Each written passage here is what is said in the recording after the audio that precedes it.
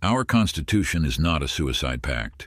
Attributed to Abraham Lincoln, popularized later by Justice Robert H. Jackson. Let us begin with the quote itself, not as rhetoric, but as warning. Our Constitution is not a suicide pact. Those were words I held in spirit, if not in writing, at the gravest hour of our nation's history, when this fragile union stood poised to break, when the ideals inked on parchment faced the fire of cannon and the agony of division. I was sworn to uphold the Constitution, yes, but I was also entrusted with preserving the nation it binds. And what good is the parchment if the republic it promises is allowed to die? When I suspended habeas corpus in 1861, I did not do so lightly.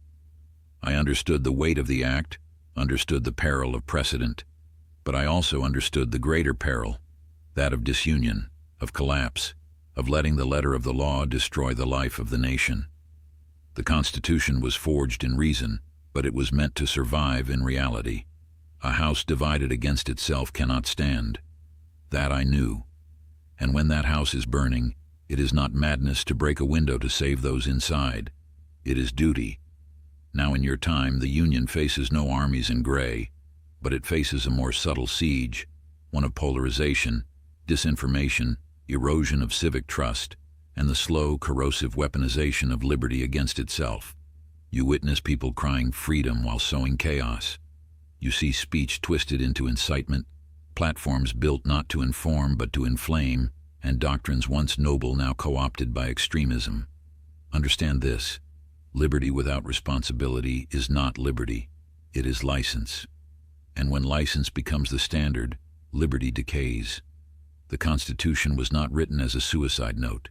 It was written as a framework, flexible, living, tested not only by law but by conscience. In my time, I fought to preserve the Union. I said then, if I could save the Union without freeing a single slave, I would do it. Some quote that out of context, but understand, my goal was always preservation first, not because the Union was perfect, but because it was the last, best hope of freedom on earth.